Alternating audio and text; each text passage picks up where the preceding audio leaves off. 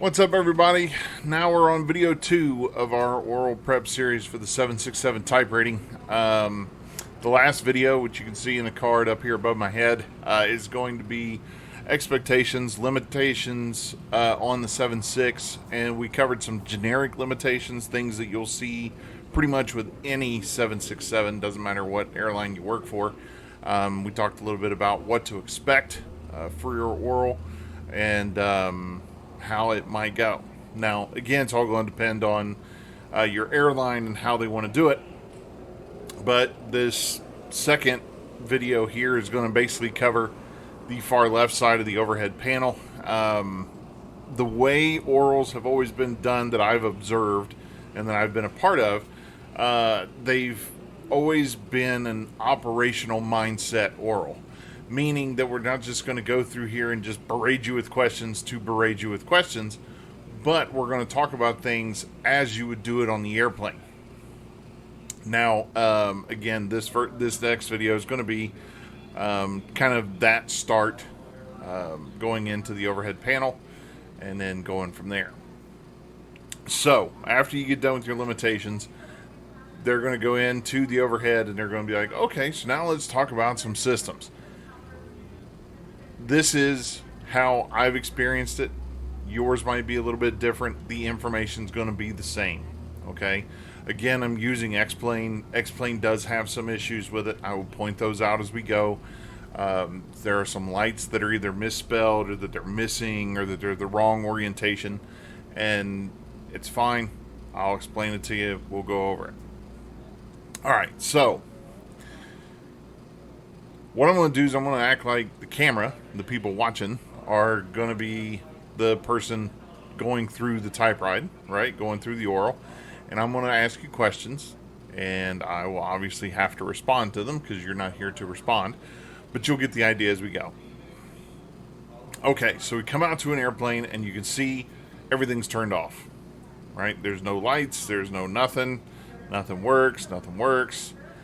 And first thing that I'm going to ask is what's powered on the airplane at this time? Is there anything powered on the airplane?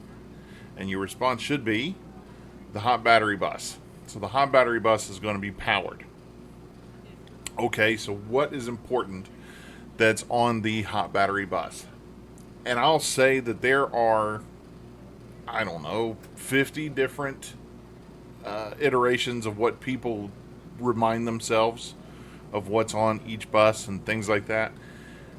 I'm going to give you mine, and you can take them or leave them. Okay, so for the hot battery bus, I use the acronym FRIC, F-R-I-C. Does two things. It is easy for me to remember because usually I use another F word that I don't like to say on YouTube because they don't like to have your video be monetized if you curse a bunch in it.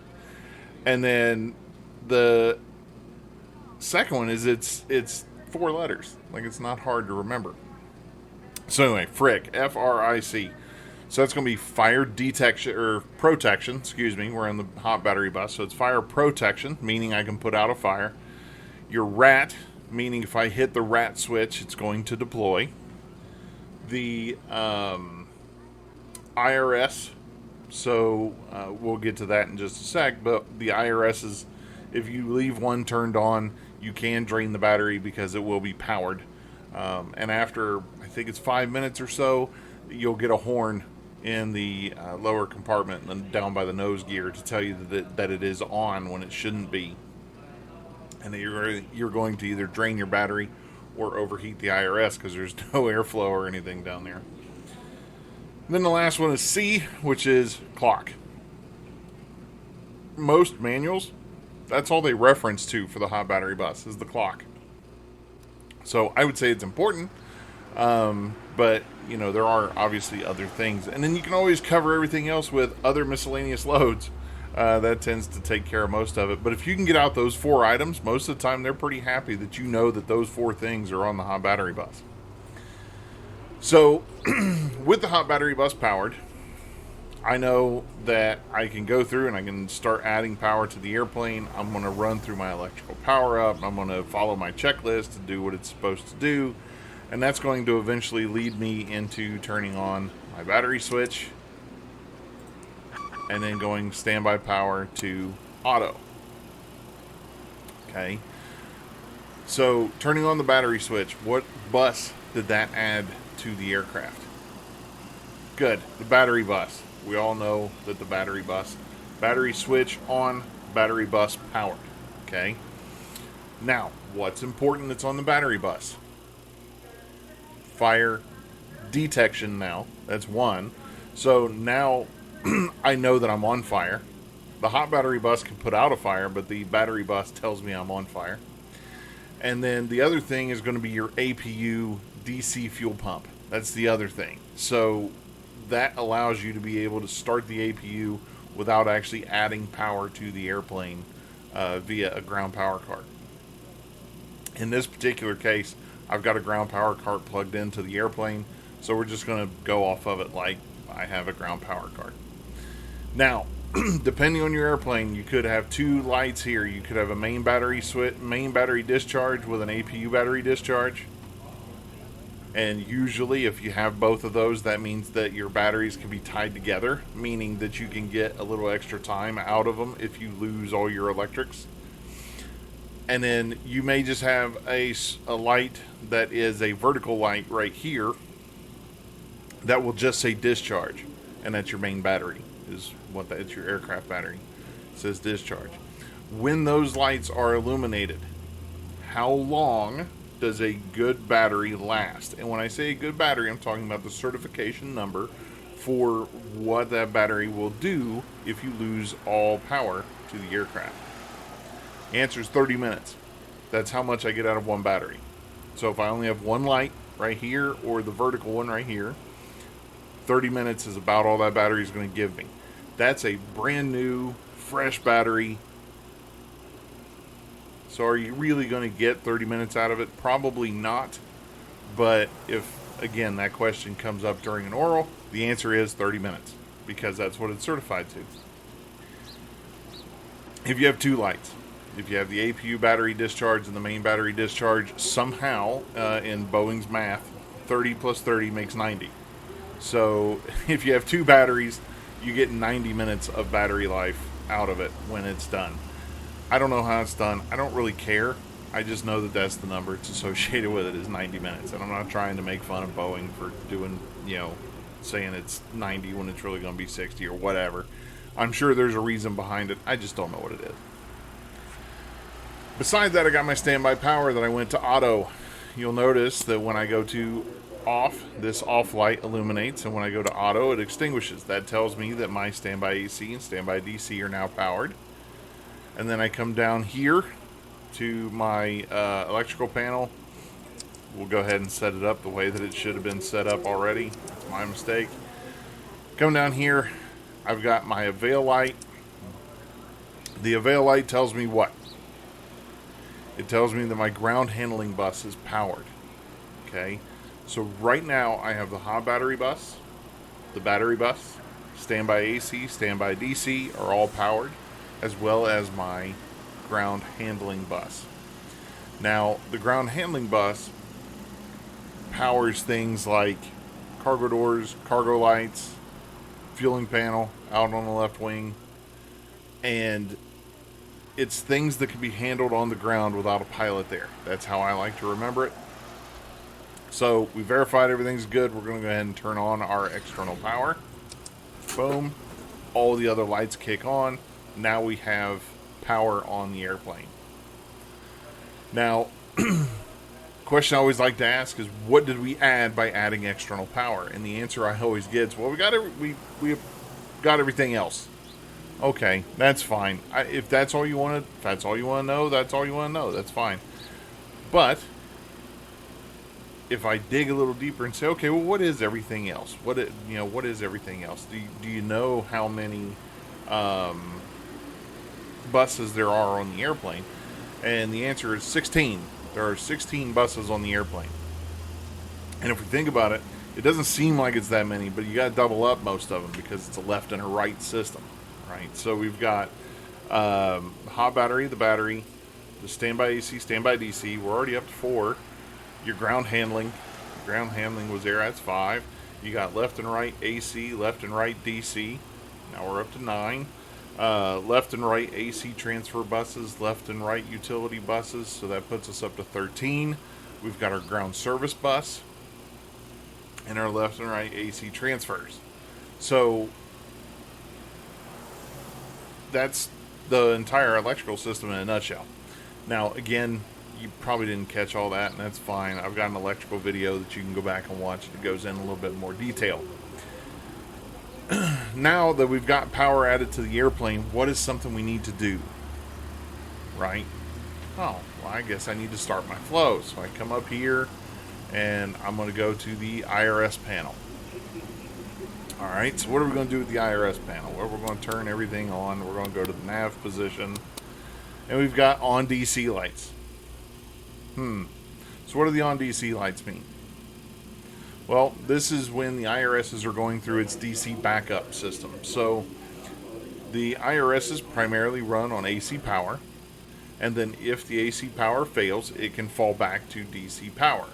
So prior to them actually operating, it'll come up and do the DC power backup test, which is that on DC light. Now you can see the align lights have come up and they're on, telling me that I am in an alignment mode for the IRSs. So what's next? What do I have to do now? Good. I have to come down here.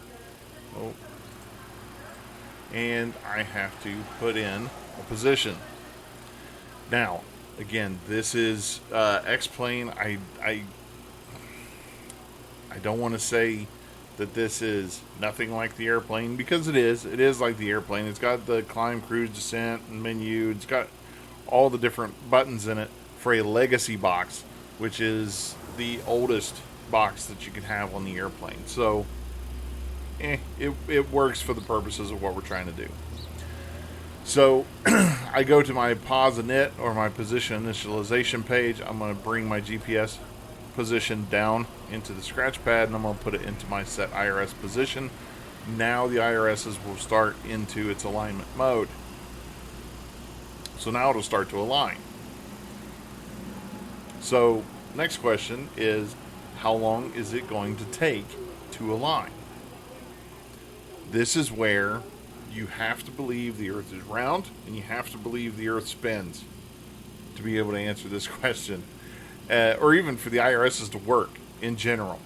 IRSs work off of, we have 3 laser ring gyros in the basically pitch, roll, and yaw positions. And then we have 3 accelerometers. Take that back. We have 3 accelerometers in the pitch, roll, and yaw. And then we have a laser ring gyro that measures the speed at which you're moving. That's how it's going to align itself. Inside here, they have counter-rotating lasers. I'm not going to go into the whole thing. You can watch the IRS video to get a little bit more information about that. But essentially, what we're trying to do is we're trying to determine where the aircraft is based on the movement of the Earth. That's how the ring laser gyros work.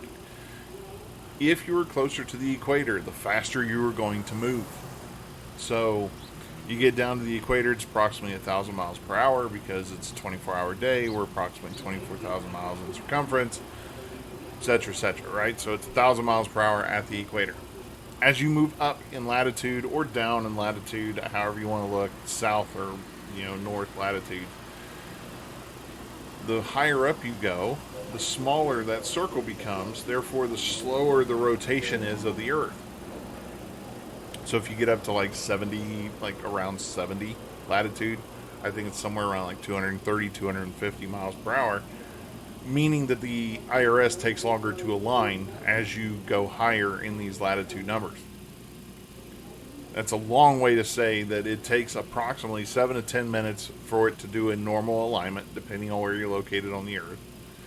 If you are too high and you're what is called a high latitude alignment, that's anything above, I believe it's 70 degrees north or south down to 78 degrees south or 78 degrees north, it takes approximately 17 minutes.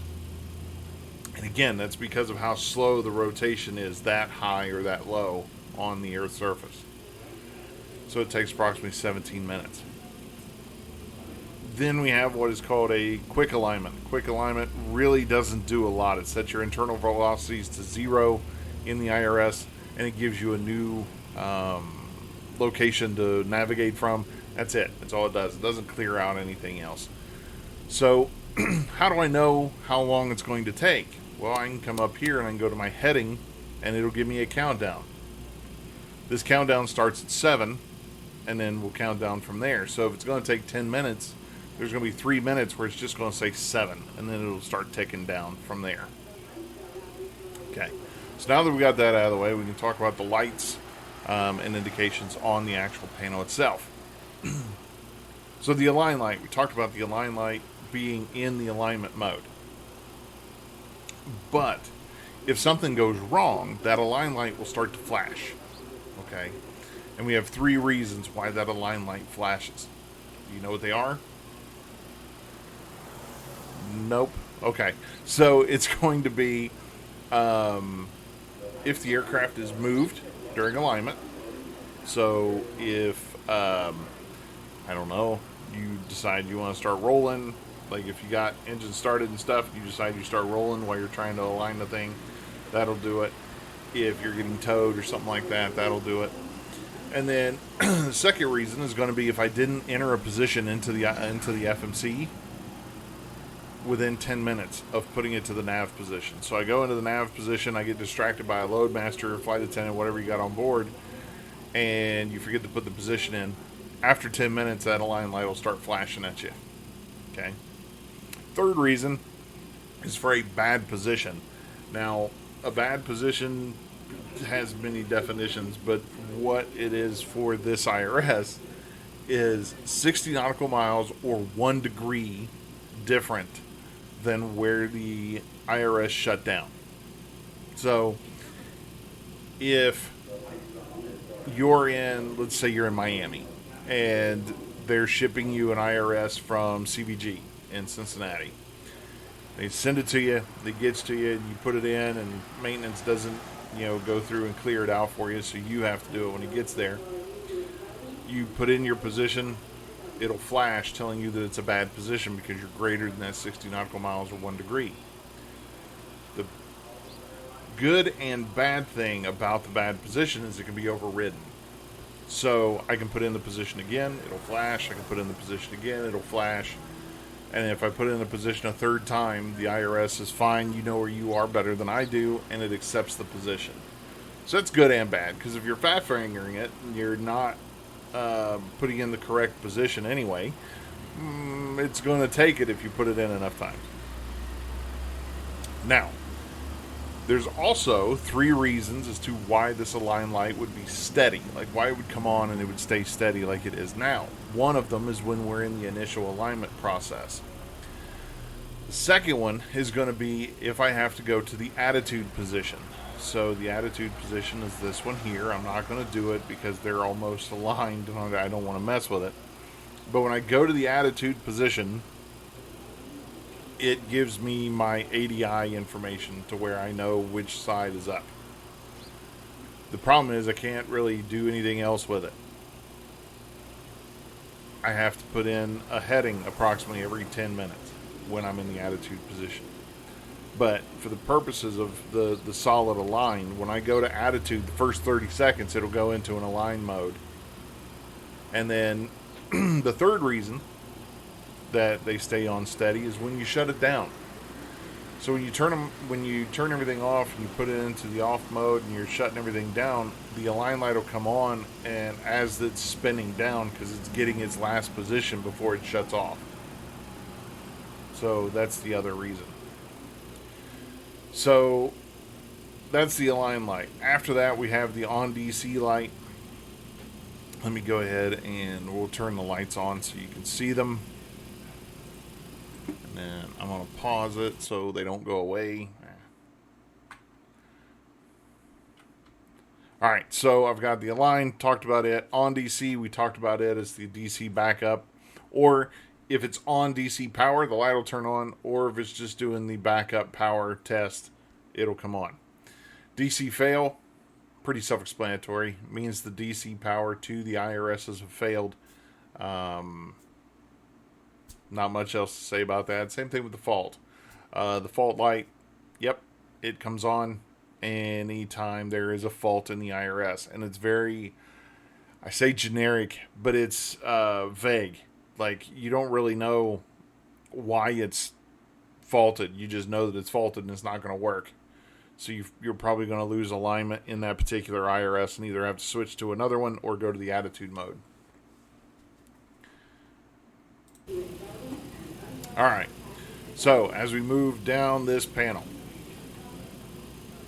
you can see how I was talking. I'm going to do this panel, this panel, this panel. Those are going to be different videos, so you can kind of see how I'm putting this together now. Next one's going to be Yaw Damper. So Yaw Damper, not much to say about this really from a pilot's perspective. There's not a lot for you to know other than the fact that the yaw damper does help eliminate Dutch roll tendencies. Okay, it can help eliminate Dutch roll tendencies. The other thing it does is something you normally don't have to think about in a big airplane because it all happens automatically because you have a yaw damper. But if you remember, when you fly little airplanes, 172s and the like, when you make a turn, what do you have to do? You have to coordinate.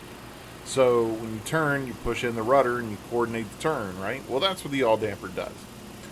It helps with turn coordination. So turn coordination and eliminating Dutch roll tendencies, those are the two things that those are going to do. Now, notice I turned them on. They're still in op. Okay. So the yaw dampers need two things to operate as far as my controls here and for those in op lights to extinguish and go away. First one is you have to have at least one IRS aligned, which I do. I've got one IRS aligned. That's fine. The other one is I need the hydraulic systems pressurized because they work off hydraulic. So if the hydraulic systems aren't pressurized, they're inoperative, which is what it's going to show here.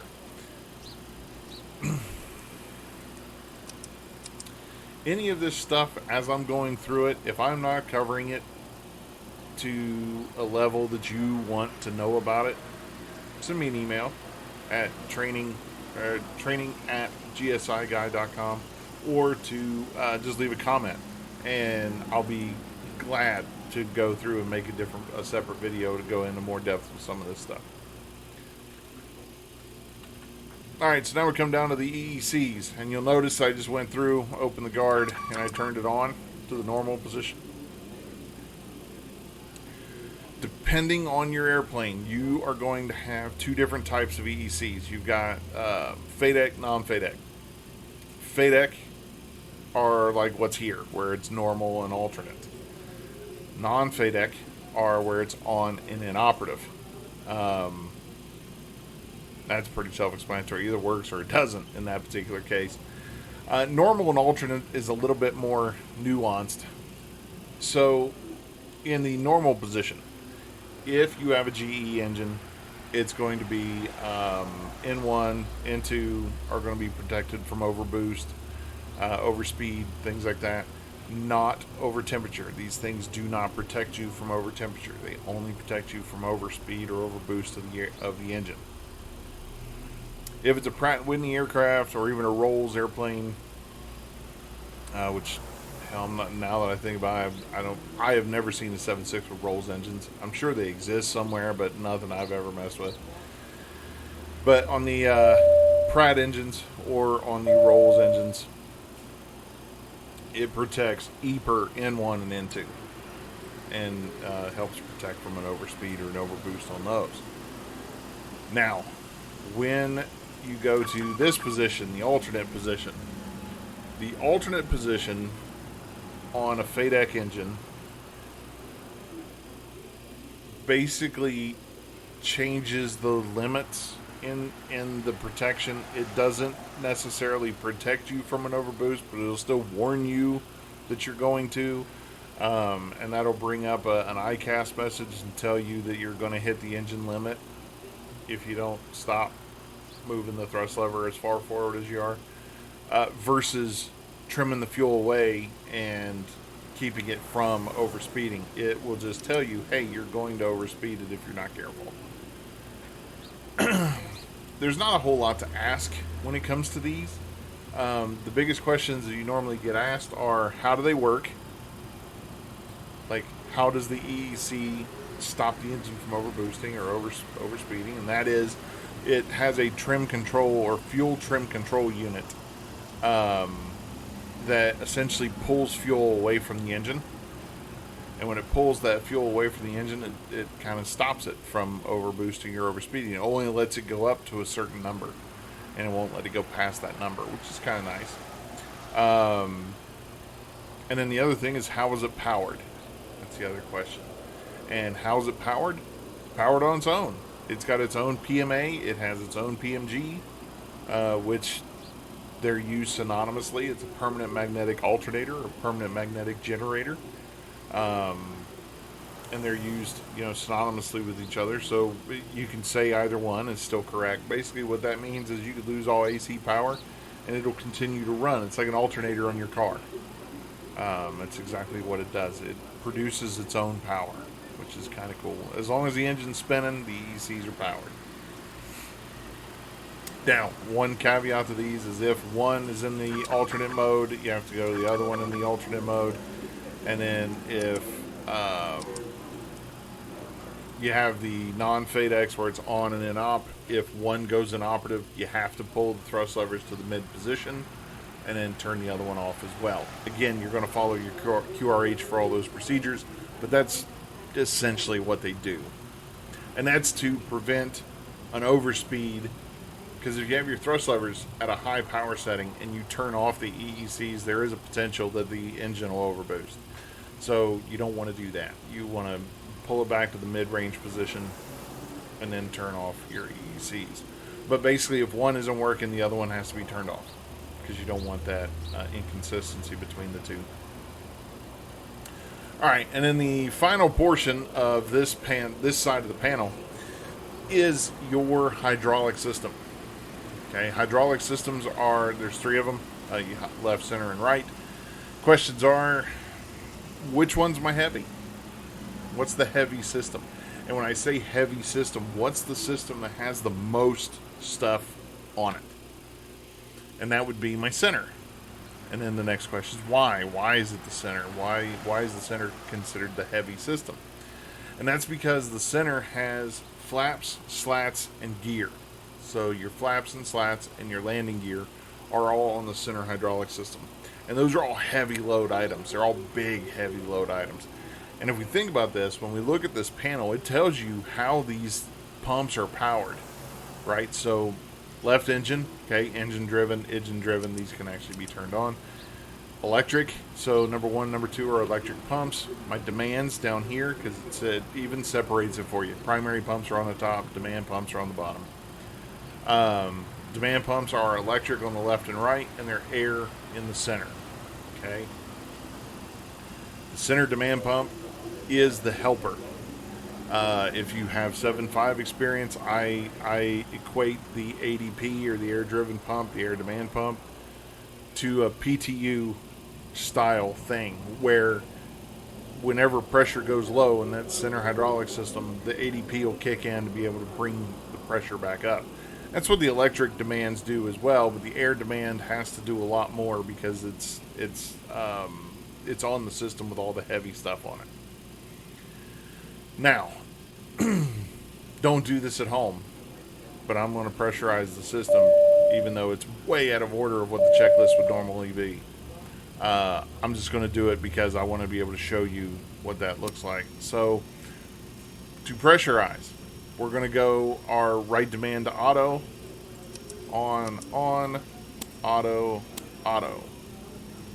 Okay? Now, there's reasons to why we do it that way. It's because we don't want to have fluid transfer between the right and center systems. If you pressurize this thing out of order, you can actually push fluid from one system to another and move fluid from system to system, potentially contaminating another system or causing another system to go low on fluid or another system to overfill on fluid. And we don't want to do that. That's why we do it in a particular order. To depressurize, you just go the opposite way. You go from the center, auto to off, auto to off, off, auto to off. Okay, it's real easy. Now notice, turn this one on and there's a pressure light. So why do you think that happened? That's because of load shedding. So in this particular case, all I have is the external power card. The number 2 hydraulic pump's not really needed right now. So it load sheds to be able to allow additional capacity for other things. Notice my air demand pump pressure light is illuminated as well. That's because the ADP is on. Or it's commanded on and it's not able to run because there's no air going to it. The other thing that I like to talk about here is we've got across the top, we had system pressure lights. System pressure is easy. It's low system pressure. That's why it comes on. Quantity lights, or QTY lights, RSVR might be here as well. So reservoir lights will come on here. These come on whenever we're 50% or less quantity in the hydraulic system. And then we've got our pressure lights here, which obviously are low pump pressure. We have overheat lights across here, which tells us that the fluid coming out of the pump is too hot, meaning the pump is probably overheated. And then across the top here, we have pressure lights and overheat lights on our demands as well. Now, there is a difference between our pressure lights on our primaries and our pressure lights on our demands. Yes, they are low pressure, but not really on the demand side. And I say that because it is normal for an electric demand pump not to run or for an ADP not to run. It is perfectly normal for that to happen. Therefore, Boeing has their what they call their dark flight deck concept or dark cockpit concept, whatever you want to call it. And that means that if it's a normal situation for a switch to be off and for there to be low pressure, or for a pump to be off even though it's in the auto position or something like that, then why give you a pressure light if it's a normal thing? Why would I give you a pressure light when I don't need to give you a pressure light? So I like to look at the demands, their pressure light, as a pressure requested, not given. That's what it is. Because the pressure light will only turn on when the pump is being told to turn on and there's no pressure coming from it. Okay? Up here, these are supposed to be running all the time. So if they're not running, or if there's low pressure in them, then the pressure lights come on. Okay, so on the center hydraulic system, we talked about its flaps, slats, and gear, right? There's one other thing associated with the center hydraulic system that we'll get to in a couple panels that also provides the hydraulic forward flight controls, and that's going to be our RAT. So yet another reason why this is a critical hydraulic system. Between the right, left, and center, if I'm going to lose any hydraulic system on this airplane, it's going to be the left. If I have a choice, I want to lose the left hydraulic. There's not really much on it. There's some flight control servos and some spoiler panels, but I mean, in the big scheme of things, the center and the right are the ones that's carrying the load for the aircraft for the most part. Normal brakes are on your right hand side. Alternate brakes are on the center hydraulic. That's your alternate brakes. And then everything else is basically split in either duplicate or triplicate. Your rudder has 3 servos. Your elevator has 3 servos. Your ailerons are split between the 3. Your spoilers are split between the 3. The center hydraulic, however, carries 6 of your 12 spoilers. So there is, quite a bit on that center hydraulic system. Now, the demand pumps on the right and left sides, they have what I call quirks. Okay, so these little things that they either run all the time or they don't run at all, depending on which one we're talking about. So the right demand, this thing right here, in the auto position, there is a time where this pump will run constantly on the ground. And that's going to be anytime our flaps are put into a takeoff position. Now, you're probably wondering why the hell would it do that? Well, if we think about it, what are we required to set before any takeoff as far as brakes are concerned? We're required to set RTO on the auto brakes, which is rejected takeoff, right? Well, guess what system the auto brake system works off of? It works off the normal braking system, which is on my right side, the right hydraulic side. So, with that being said, is it runs that demand pump just in case something were to happen during the takeoff where the right primary wouldn't work anymore. Because the last place I want to figure out that my right demand doesn't work is during a time where I have to reject a takeoff and my right primary just failed. That'd be a bad situation, because now I'm not going to have my rejected takeoff braking. Now I'm going to have to figure out what the hell's wrong and then figure out that I need to manually brake to stop the airplane. So what it does is whenever I go to the takeoff position on flaps, it'll run that right demand to ensure that the pressure is there for rejected takeoff if needed. Okay. And for the 300, that's going to be 5 through 20. For the 200, that's 1 through 20 as far as the flap positions are concerned. On the left side, the left demand pump, the quirk it has is that it is inhibited to run during certain times. And that particular time on the ground would be without a second generator source online. So if I only have one generator, like I do right now, I've only got one generator, I got the GPU plugged into it, that left demand pump is inhibited to run. Once that first engine starts, now it is free to do whatever it needs to do as a demand pump. But it has to have two electrical sources for it to kick on and start running.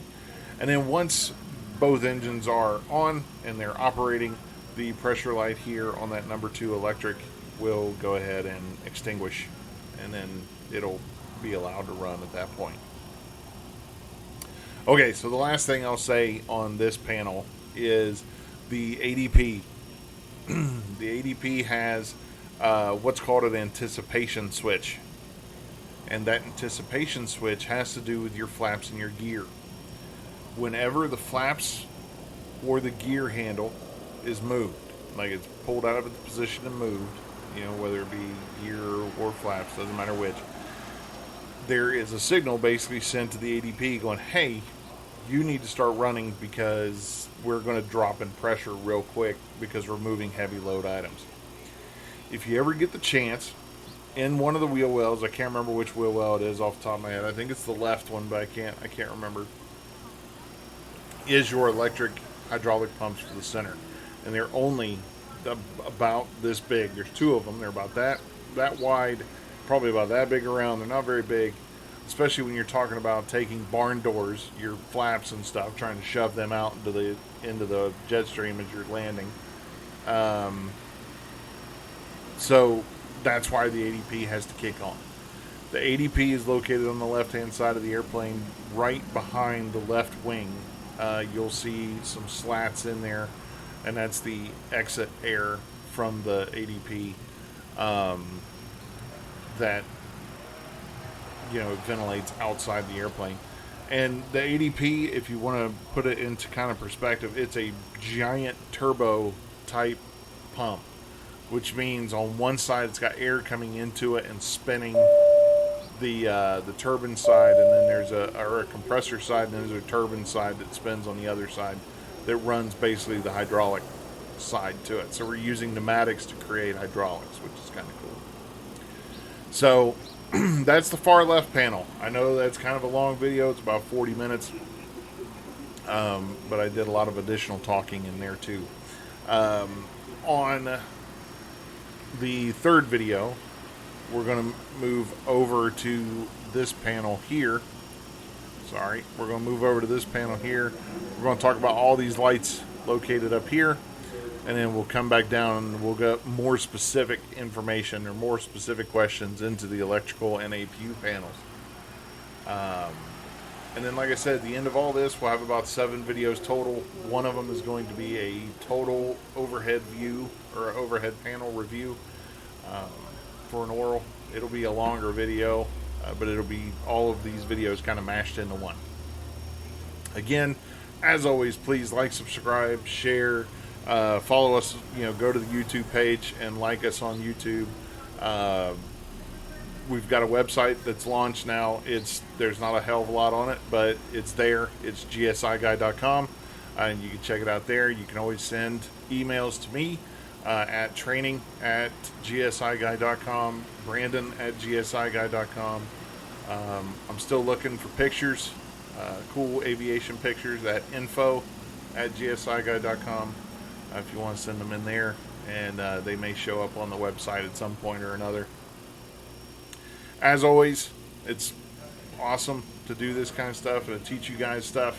So if you have any questions, please reach out to me through the comments or through those emails, and I'll answer them as soon as I can and as easily and quickly as I can.